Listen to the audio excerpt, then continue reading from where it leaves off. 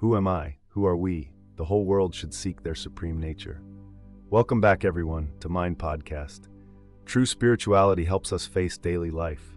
Spirituality is not just practices like meditation, listening to high-frequency music, or hypnosis. Spirituality is simply the heart and soul. It's when you listen to your heart's guidance and immerse yourself in experiences that allow you to reflect on yourself in this diverse world. Awakening is not about opening chakras or achieving extraordinary spiritual powers. It's feeling a push for change and going with the flow of life.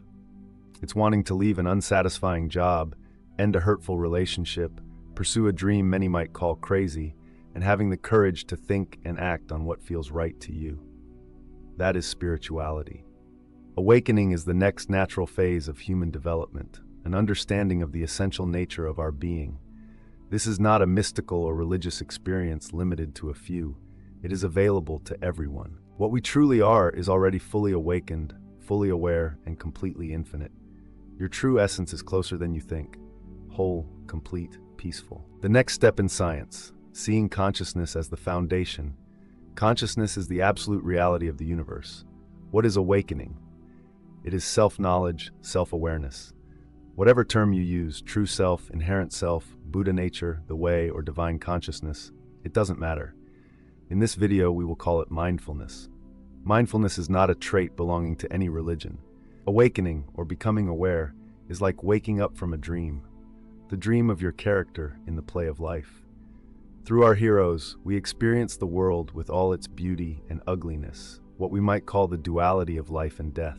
We obsess over the thoughts and emotions of characters, good and evil, war and peace, light and shadow, birth and death, until we awaken and realize we are not these characters in this movie. In this video, we invite you to experience your true essence directly, not through intellect. Who are you? We will repeat this invitation in various ways as you try to discover who you are. Let things be as they are. Do not use your mind to make something happen or search for an answer at the level of consciousness. Also, don't try to push the mind away. Simply experience who you are. Let the mind not know. Awakening as the answer to the world's problems. Awakening is the answer to all kinds of problems in the world. All these issues stem from an illusion, a fundamental illusion of the mind that believes, I am this limited character. When we live with a small, separate self, there is always a sense of dissatisfaction. This can be a profound dissatisfaction, like a psychological wound, or it might be just a vague feeling of discontent. In our lives, when we nurture the small, separate self, we experience ongoing frustration and dissatisfaction. But when we step into our true nature, we transcend these limitations and find peace. Embrace your true essence and allow the awakening to bring patience, hope, and a brighter, more harmonious future. Thank you for watching this video. Please like, share, and subscribe to the channel so you won't miss upcoming videos. Wishing you peace and happiness. Is there something missing? Is something wrong? Am I missing something? Even when I feel some joy in achieving something in the world, even when I have a good relationship, if I pause for a moment, there is a lingering sense of dissatisfaction, as if I am isolated or cut off from something. This feeling, which almost everyone seems to experience, can lead us to awaken from this small, separate self.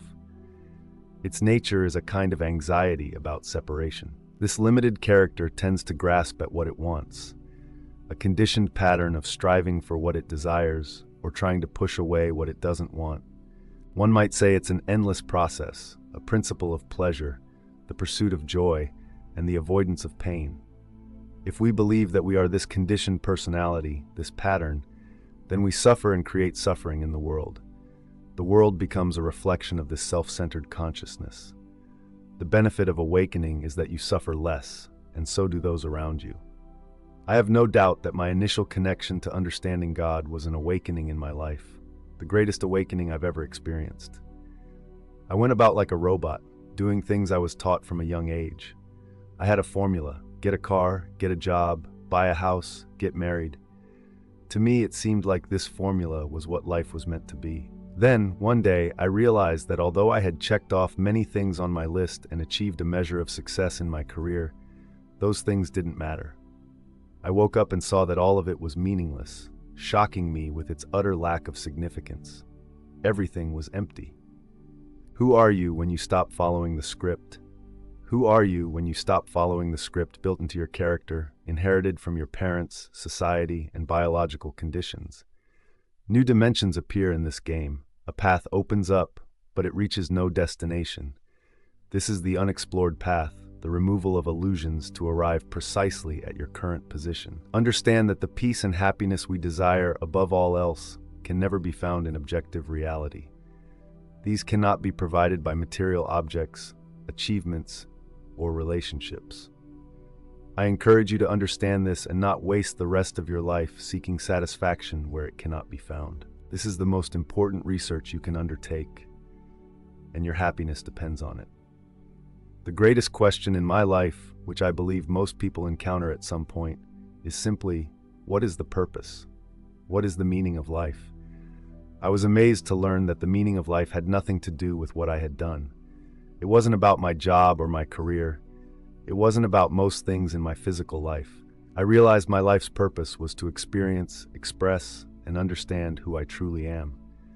The biggest question most people face is one they rarely ask or answer. Am I merely a physical entity, like a bird in the sky or a fish in the sea, perhaps a bit more complex but still just a physical being? Am I born, do I live, and do I die with a beginning and an end? Or could I be something more? Perhaps I am a spiritual being having a physical experience. All the experiences in your life have led you to this universal question. Who are you? Don't seek answers at the level of the mind. Let everything unfold exactly as it is. Who is it that is aware of the mind? Who feels everything that arises? Who is conscious of these emotions and senses what has emerged within? Are we robots? From a physical perspective, we are simply machines. From a spiritual perspective, we are not. But that alone does not define who we are. So I decided to question it from a scientific perspective. Are we machines? I wanted to understand what machines can do and what makes humans and human neuroscience unique. If science were purely materialistic, then consciousness would be considered merely a product of brain activity.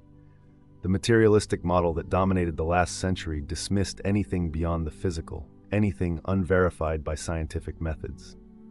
Science hit a dead end, unable to overcome the fundamental paradox of quantum physics, which faces the observer with consciousness itself. Similarly, religions mostly operate on a level of faith, having lost their original purpose of leading to a direct experience of who we are and what we are. This division between science and spirituality has impoverished both fields.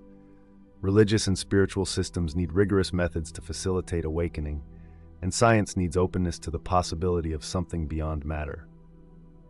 This isn't about abandoning religion or science, but about diving deeper and being willing to change ourselves to become better tools of discovery. Religion is the language and repository of spiritual meditative traditions, written and passed down from generation to generation. Of course, language in a literal sense divides both religion and culture. But if you grasp the spirit of religion, you can follow the path toward true awakening. Every person has the potential to awaken, whether they believe it or not, because awakening is inherent in human consciousness. Thus, whatever you call it, and in whatever language, there are certain principles that seem universal across all religions and spiritual and meditative traditions. This wisdom was present in Eastern spiritual traditions and also existed in Western traditions, although it was often disguised and obscured to the point that it was almost inaccessible. As a result, this wisdom appeared exotic to the cultures it reached. Many, including myself, initially thought it required an extraordinary lifestyle, abandoning family life, shaving one's head, taking on a special name, finding a teacher, following a tradition, or engaging in unusual practices. But none of these external things relate to understanding. They are merely cultural aspects through which understanding is expressed. Now, this understanding has been entirely separated from traditional culture and is available in a way that allows us to continue living our lives as they are, with family, work, and friends, without needing any external changes. The illusion of duality and the oneness of existence. The problem we face on this planet is the belief in multiple entities. We live in a world of duality, masculine and feminine, black and white, big and small, fast and slow, up and down, full and empty, before and after. But in reality, there is only one thing. All of these are parts of a single whole. When we look closely, we see that big and small, fast and slow, up and down, left and right, male and female are simply different reflections, not separate entities. I believe that we are all individual expressions of the divine, that God exists in everyone and manifests through everyone, through every being in the universe. I see my relationship with God as that of a wave to the ocean. A wave is nothing apart from the ocean. It is simply the ocean manifesting in an individual form. When this process of separation completes, the wave returns to the ocean from which it came and will reappear on another day. So, I believe we are all individual expressions of the divine. When we see everything as sacred, we recognize that all life is part of this oneness. This perspective transforms our understanding, showing that there is no true separation, only the diverse, beautiful forms of the same divine source. We will change our attitude and see everything differently. This is how the world changes. What is consciousness? Consciousness is the true essence of the universe. If consciousness is the true essence of the universe and everything and everyone, then why does the world appear to us as a vast diversity of independent beings, animals, and objects made of a type of matter we call material? How can we reconcile the idea that consciousness is the true nature of the universe when it appears to us as a variety of material objects? The evidence I use to suggest that consciousness is fundamental has multiple aspects. One is that physics itself suggests that space-time is not a fundamental reality, and the theory of evolution also aligns, stating that space-time and material objects are not fundamental reality. Both theories simply state that space-time is not a foundational reality, but say nothing about what lies beyond it. My argument is that physicists are searching for mathematical structures that go beyond space-time, though what they truly are remains unclear. What exists beyond space-time? I believe that the realm beyond space-time is related to consciousness. Infinite consciousness has the capacity to localize itself in various individual experiences, that is, all beings, humans, and animals alike. Each of us is a localization of infinite consciousness within a boundless consciousness that comprises only infinite awareness. From a personal perspective, consciousness sees its own activity as the external world.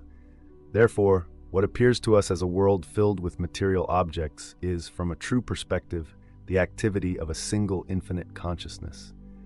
In other words, ultimately, there are no separate or independent beings or objects. There is an indivisible infinite entity. The total unity of existence is reflected in the apparent diversity of objects and beings.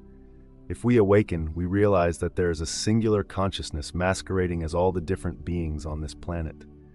A single consciousness shines in everyone's eyes. When we see ourselves in others, the desire to act out of selfish motives disappears, because we directly perceive the truth. We are all one consciousness. Experiencing our spiritual essence through materiality.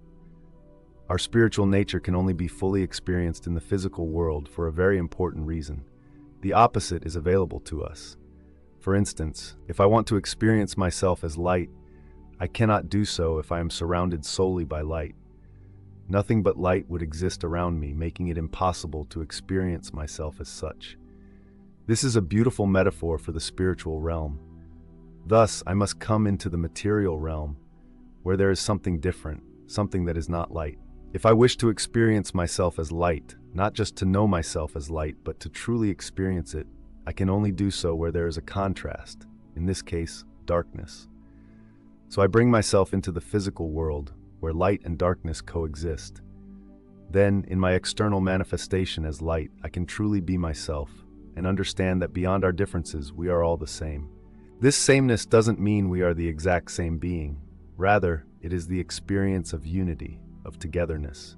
Love is the experience of this unity. A principle in this theory states that ultimately, there is only one consciousness. While we seem to be countless conscious agents, this theory tells us that all these conscious agents are merely projections of a single consciousness. For centuries, modern science has suggested that space and time are fundamental to reality, irreducible and foundational to everything. But if we look deeper, we see that this foundation might lie within consciousness itself, connecting us all as one boundless, infinite being, manifesting as many. Even before Einstein, space and time were viewed separately. Now, space and time have been combined into space-time, considered the fundamental essence of reality. Science has suggested that space-time and the objects within it are the foundation of reality. Therefore, when we speak about consciousness, consciousness itself must somehow be a product of objects in space and time within this physical system. Space-time and material objects lacking any consciousness are the basis of reality, and consciousness appeared much later in the evolution of the universe. According to this view, at the moment of the Big Bang, there was no consciousness, only space-time and energy. Energy condensed into particles, and life eventually emerged after millions or billions of years. Consciousness appeared even later. From this perspective, when you die, the physical entity that gives rise to consciousness disintegrates, and thus your consciousness also fades away.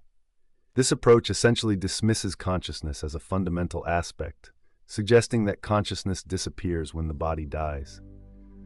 However, my colleagues and I have used evolutionary theory to argue that space and time are not fundamental. Therefore, the traditional evolutionary explanation that space, time, and particles somehow evolved through the human body is inaccurate. We argue that something exists beyond space-time, the activity of consciousness. We do not abandon older theories. When physicists suggest that space-time will cease to be the fundamental framework, it does not mean we disregard Einstein. Far from it. Any new theory that goes beyond space-time must improve upon it and reintroduce Einstein's ideas in a way that integrates better with quantum theory. All old theories are valuable friends, seen as special cases within a deeper theory. Similarly, in theories of consciousness, we proceed the same way. We need a theory of consciousness that includes and encapsulates space-time, quantum theory, general and special relativity, and evolution through natural selection. If we cannot express this with mathematical precision, there is no reason for scientists to take consciousness theories seriously. Consciousness and the illusion of reality. Think of infinite consciousness as wearing a virtual reality headset. This headset consists of thoughts and perceptions, and through wearing it, consciousness self-modulates its activity. Through this headset, it views the world externally through the senses of the limited mind, seeing, hearing, touching, tasting, and smelling. This process disrupts its inherent unity and makes it appear as if there are thousands of different things. In my view, the universe is far more than our limited intelligence perceives. I am not suggesting that the universe only exists in our minds. The universe exists outside our finite minds, but within consciousness.